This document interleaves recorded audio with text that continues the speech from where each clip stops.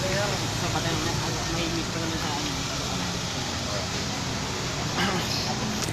Nasa labas ko.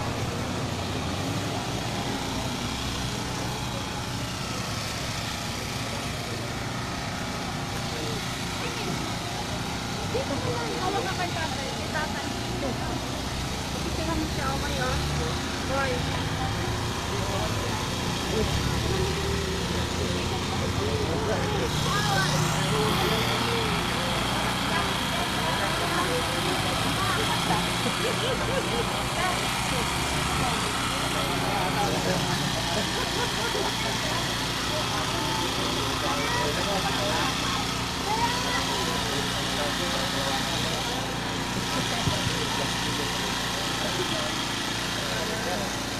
Balik ka rin mga sir.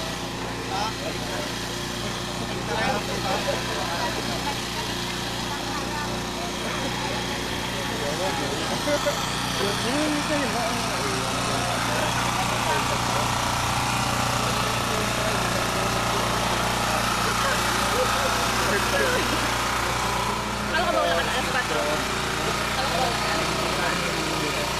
Excuse po, excuse po.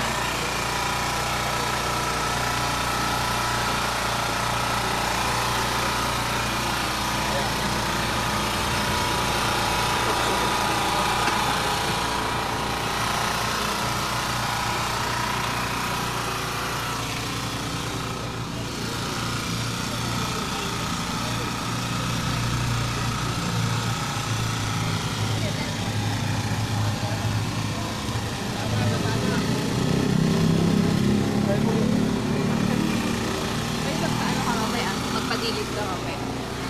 Pagilid ka. Sasayaw sila. Mga tao pa.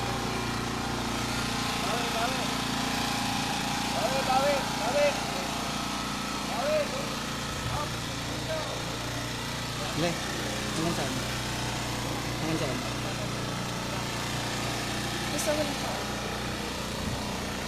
Pagpagulid tayo sa ano sa seryo.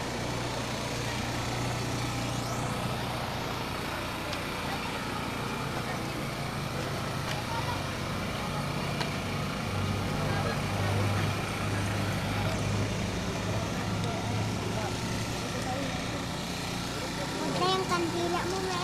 Pagsalubungin lang.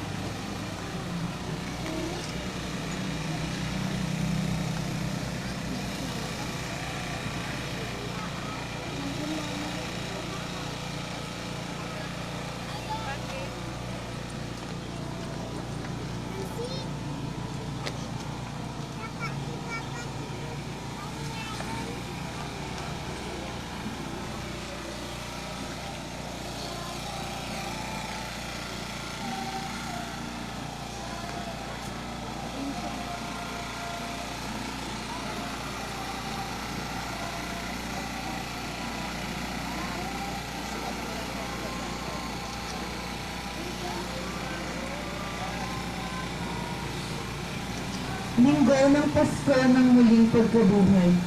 Ito ay tanging kaugalian sa Pilipinas. Maaari itong ganapin sa hulihan ng misa ng gabi ng pagkabuhay o sa simula ng unang misa sa araw ng pagkabuhay. Sa unang misa sa araw na ito, ang mga imahe ng pagkabuhay at ng mahal na Birhen ay magsasalubong sa isang pook na malapit sa simbahan o sa may harap ng simbahan. Ang dalawang imahen ay ipapasok ng mga nagpoposisyon sa simbahan, samantalang inaawit ang awiting pambungad o ang taludtod pambungad. Kaagad isusunod ang papuri sa Diyos at ang panalangin pambungad. Bilang isang Pilipinong Katoliko, naniniwala tayong si Jesus ay muling nabuhay at siya ay nagpakita sa kanyang inang si Maria. Madaling araw ng linggo ng pagkabuhay, ipinagdiriwang natin ang pagtatagpo o mas kilalang tawag ay ang salubong ni Jesus na muling nabuhay at ng kanyang inang si Maria. Ang pagpoposisyon ng dalawang napakagandang imahen, ang pagtatanggal ng belo sa namimighating si Maria, at ang mga maliliit na mga batang gumaganap na mga anghel ang ilang dahilan kung bakit napakaganda at di kayang limutin ang pagdiriwang na ito ng salubong. Subalit mainam din na tanungin natin ang ating sarili kung ano nga ba ang kahulugan ng ating pagdiriwang ng salubong. Ito ay di lamang ang Jesus sa kanyang ina, kundi ang kanya ring pagpapakita sa atin. Di lamang sa ina, kundi gayon din sa ating lahat na kanyang mga kapatid. Papaano siya nagpapakita sa atin? Sa pamamagitan ng kanyang mga salita, sa pagdiriwang ng banal na misa, sa pagtanggap ng banal na komunyon. Siya ay patuloy na nagpapakita sa atin. Subalit, atin ding pakatandaan na si Kristo ay nagpapakita sa atin sa tuwing tayo ay gumagawa ng mabuting bagay sa isa't isa. Siya'y nagpapakita sa atin kung tayo ay nagtutulungan, kung tayo'y humihingi ng tawad sa mga pagkakataong tayo'y nagkakasala. Si Kristo ay nagpapakita sa atin. Sa pagkakataong tayo ay nagpapatawad, siya ay nagpapakita sa atin. Kung tayo ay tapat sa ating pamilya at tapat din sa ating simbahan, si Jesus ay nagpapakita sa atin. Sa pagdiriwang ng salubong, si Jesus ay nagpakita kay Maria sa kanyang ina. Subalit, ang pakatatandaan na ngayon si Jesus ay nagpapakita rin sa atin na kanyang mga kapatid.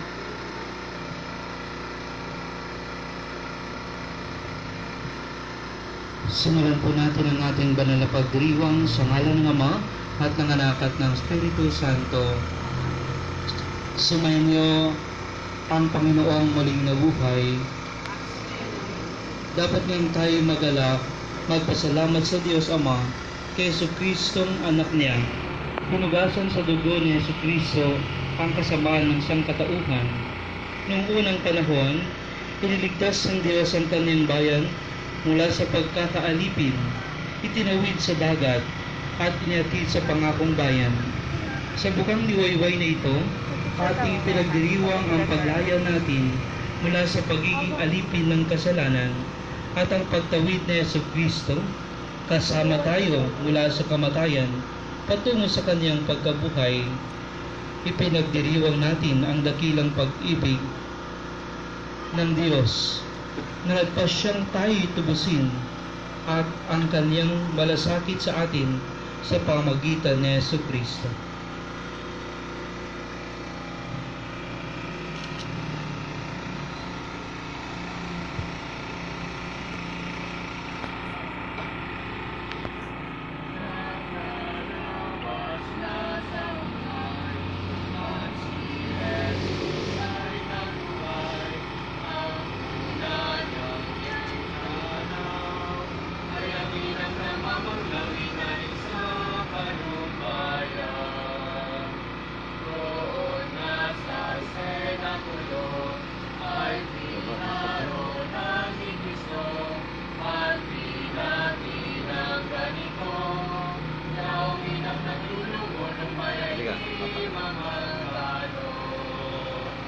Aba, ina kong mapalad, karamay-ramay sa hirap, tanging yaring iyong anak, lubay ng lumuwag sa kapighati at sinda. Matuwa na't lumigaya, ang puon ko't aking ina, yamang ang aking naganap na, ang pagsakop ko sa sala sa tanang anak ni Eva. Napawin at nakaraan ang unos ng kasakitan, ngayon ang katuwaan. Ina ko'y siyang kaamtan nitong aking pagkabuhay. Ang tuglan ng pirina, aga punso ko aniya, loob ko'y nagkamit saya, buhay niya rin kaluluwa sa iyo ng pagkakita. Yaong mga tinataglay, kapis at kapighatian, ng puso kong nalulumbay, ngayoy agad na halina ng malaking katuwang.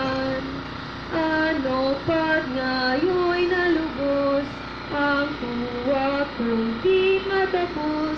O anak kong si Tatirog, ang sukal ng aking loob na ako'y ngayon timubos. Halos di nalulubos pa ang buwan ng piling ina, ng kaninang pagkikita ay pumanak ka pagkakasir na anak ko yan. Ang inay kaya linisan, si Jesus at inawan, maaaring biniyan naman ang anak kapikatilan ng kaniyang mga kawan.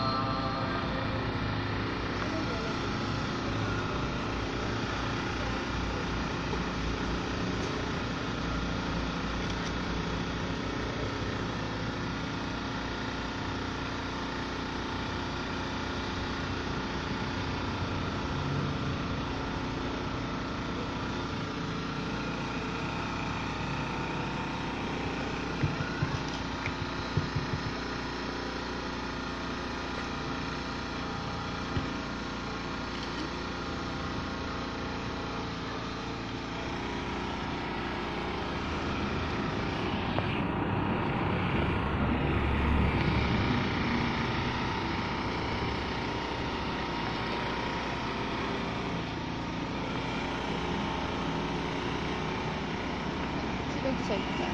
Sila?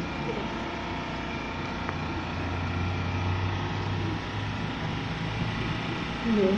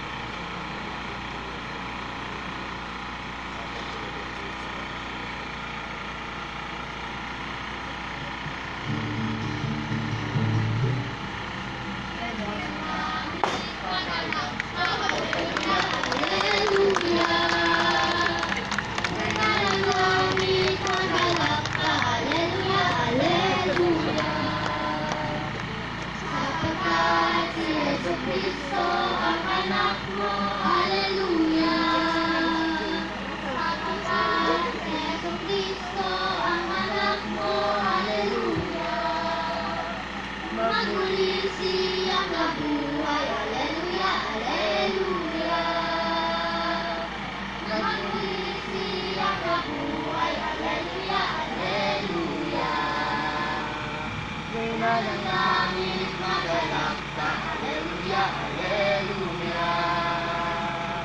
Manalangin, magalak ka, Haleluya, Haleluya. Sapagkat si Yesu Kristo ang anak mo, Haleluya. Sapagkat si Yesu Kristo ang anak mo, Haleluya. Magmuli siyang nabuhay, Haleluya, Haleluya.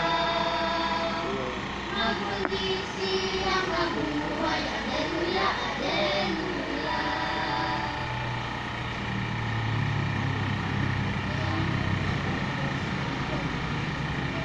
Nananangit masaya, Haleluya. Anak mong dinala sa luha, Haleluya. Ay nabuhay na magmuli, Haleluya. Ipanalangin mo kami sana, Haleluya.